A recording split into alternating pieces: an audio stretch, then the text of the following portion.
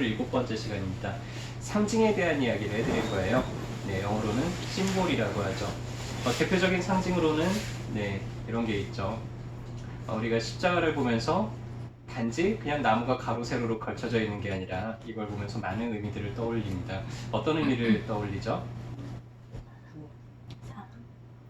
사랑이라든지 구원이라든지 아니면은 뭐 용서라든지 여러 가지 이런 의미들을 떠올리게 될 겁니다. 그래서 사람들은 이 십자가 앞에서 뭔가 자기가 고통스러울 때 이 고통에서 다시 내가 부활할 수 있는 어떤 희망을 품기도 하고요. 여러 가지 이런 사랑을 또 되찾기도 하고 이렇게 되는 것 같습니다.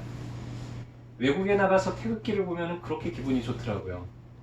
그리고 가슴에 태극기를 단 사람들이 운동 경기에서 이렇게 막 이기는 거를 보면은 괜히 내가 이긴 것처럼 기분이 좋고 그렇습니다. 우리가 이 천에 그냥 단지 뭔가 문양이 새겨져 있을 뿐인데 이걸 보면서 우리는 우리나라 국가를 떠올리고 내가 소속된 사회를 떠올리고 이렇게 되죠.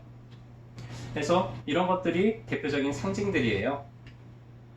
저희 어깨동무에 오시면은 여러분들이 만약에 한약을 한 팩이라도 드셔보셨으면은 자세히 보셨는지 모르겠지만 거기에 이런 게 있습니다. 뭘로 보이나요? 사랑. 또 어떻게 보이나요? 발 닦아주는 거. 발 닦아주는 걸로 보이기도 하고요. 제 눈에는 어열침 맞고 있는 걸로 보여요.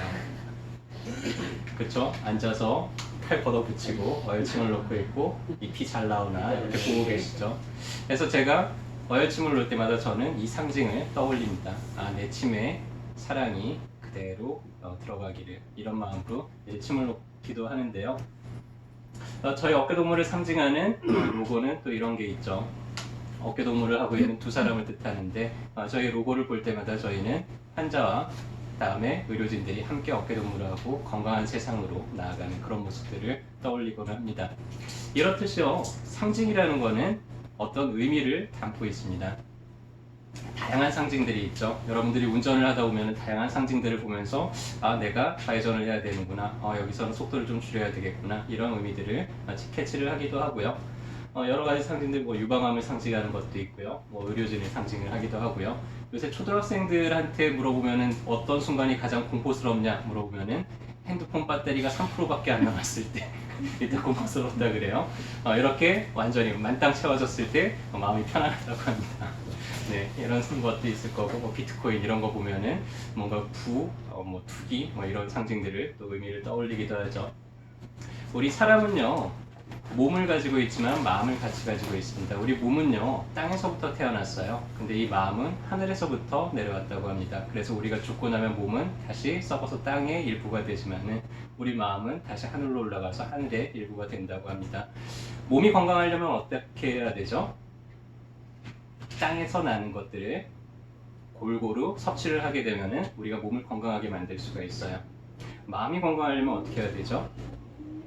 우리 하늘에 있는 것들을 골고루 섭취를 하게 되면은 마음이 건강해질 수 있습니다. 하늘에 있는 것들, 어떤 것들이 있을까요? 사랑, 존중, 배려, 뭔가 자존심, 뭔가 이런 여러 가지 행복, 여러 가지 이런 의미들이 있겠죠. 이런 의미들을 여러분들이 자주 골고루 섭취를 하신다 그러면요, 여러분들 마음도 건강하게 지내는데 도움이 될 거라고 생각을 합니다. 우리가 어떤 물건을 가지고 있을 때 그 물건에는 단지 물질이 아니라 어떤 의미가 담겨져 있을 때가 많아요. 여러분들이 몇 년 전에 바닷가에 놀러가서 조개 껍데기를 하나 주워가지고는 책상에다가 올려놓습니다. 친구가 놀러와서 야, 이 쓰레기는 버려야지 라고 하지만 나한테는 쓰레기가 아니죠. 나는 이 조개 껍데기를 볼 때마다 그때 그 여름날 즐거웠던 한때가 자꾸 떠올라요. 조개 껍데기를 볼 때마다 흐뭇하고 미소가 지어집니다. 그러면 어때요? 쓸모가 있나요? 없나요? 매우 쓸모가 있죠. 그쵸? 그걸 볼 때마다 잠깐이라도 우리 마음이 행복해질 거 아니에요. 우리가 누군가하고 어떤 언약을 나눴을 때 서로의 징표를 나눠 갖기도 해요. 이런 것들도 다 상징이죠. 그래서 내 손가락에 껴있는 반지를 보면서 그 사람과 했던 언약을 다시 떠올리면서 그리고 자기 삶, 그리고 그 사람과의 미래를 떠올리기도 하고 그렇습니다. 만약에 소중한 사람이 준 어떤 소중한 물건이라면 더더군다나 그럴 거예요. 우리 어머니가 할머니한테 물려받고 그 할머니가 그 할머니한테 물려받은 거야. 너도 이제 성인이 됐으니까 네 삶을 잘 책임지도록 해라. 라고 하면서 만약에 무언가를 받았다 그러면은 그거는 그냥 물건 그 자체의 의미가 아닐 거예요.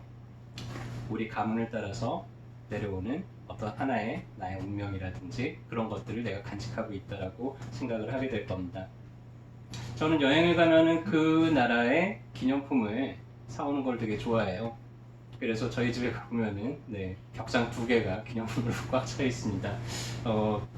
값비싼 쓰레기라고 누구는 얘기하던데요. 저는 절대로 그렇게 생각하지 않습니다. 그거를 한 번씩 볼 때마다 기념품 하나가요. 한순간의 추억이고요. 기념품 하나하나마다 또 하나의 어떤 그런 기분들을 또 저에게 나름대로 의미들을 떠올리게 만들어줘요.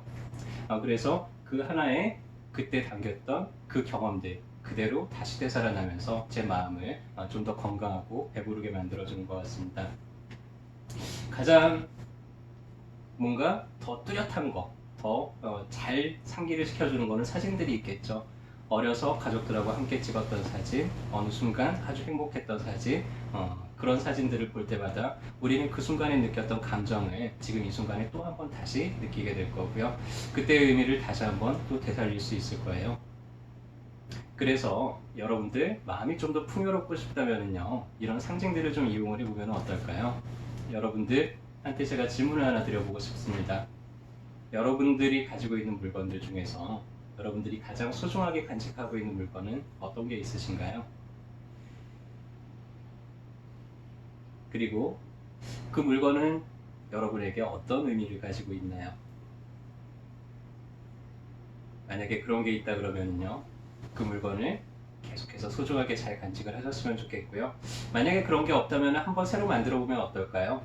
내가 뭔가 목표하는 게 있어요. 뭔가를 이루고 싶어요. 혹은 내가 좀 잘 지내고 싶어요. 누군가하고 더. 그럴 때 단지 결심만 하는 게 아니고요. 그 결심을 의미를 담을 수 있는 하나의 상징을 만들어 보는 거예요. 어떤 기념품일 수도 있고요. 혹은 어떤 문양일 수도 있고요. 그거를 내 눈에 잘 띄는 곳에다가 두시기 바랍니다. 그리고 그 상징을 볼 때마다 그때 했던 각오를 다시 한 번씩 되살려 보세요.